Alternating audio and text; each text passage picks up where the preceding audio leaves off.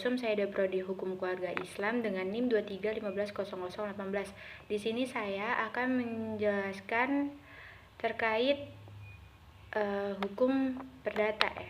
Nah, saya mengambil jurnal di Google Scholar itu perbuatan melawan hukum atau PMH dalam hukum pidana dan hukum perdata, di mana saya mengambil judul tersebut yang sesuai dengan tema di RPS, yaitu menjelaskan hukum perdata dalam konteks hukum keluarga, seperti itu.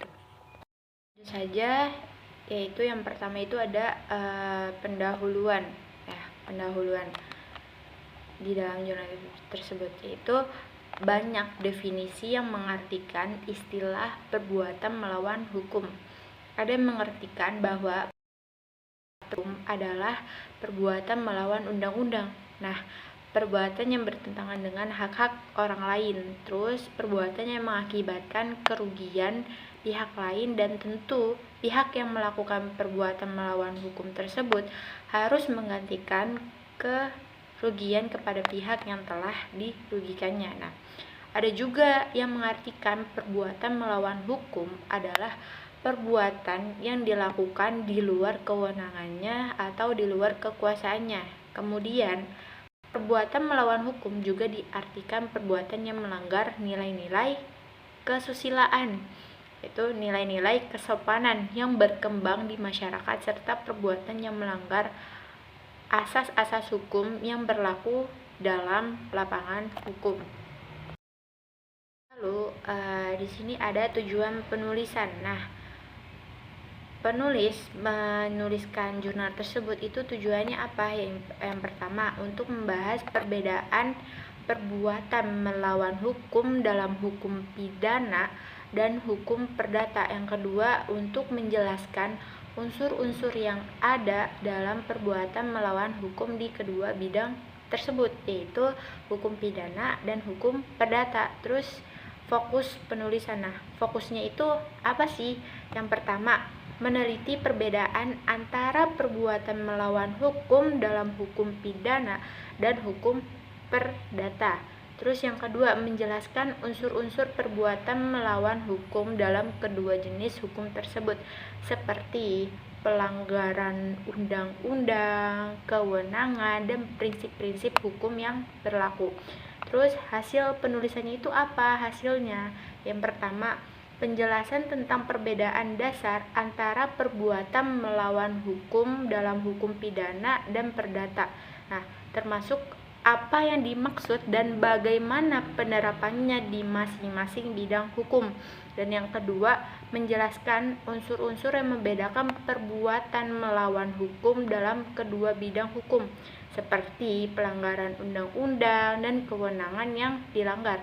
Terus metodologi penulisannya itu apa? Metodologinya yang pertama yaitu penelitian tersebut menggunakan pendekatan yuridis normatif yang fokusnya itu pada prinsip-prinsip hukum dan cara hukum diterapkan. Terus yang kedua, metode pengumpulan data yang menggunakan studi kepustakaan. Nah, yang berarti mengumpulkan informasi dari buku, jurnal, dan dokumen hukum yang relevan. Terus yang ketiga itu data yang digunakan itu data sekunder, yaitu peraturan-peraturan hukum dan sumber-sumber lain yang berhubungan dengan perbuatan melawan hukum dalam hukum pidana dan perdata.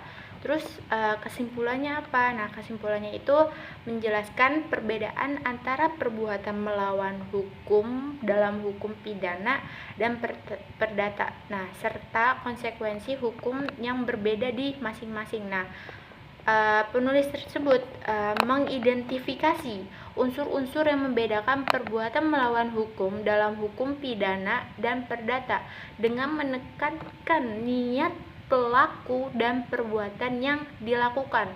Terus yang ketiga,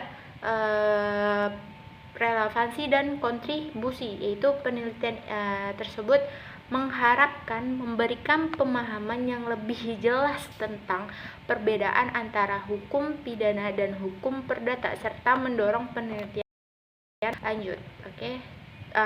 tujuan akhir dari penelitian tersebut ialah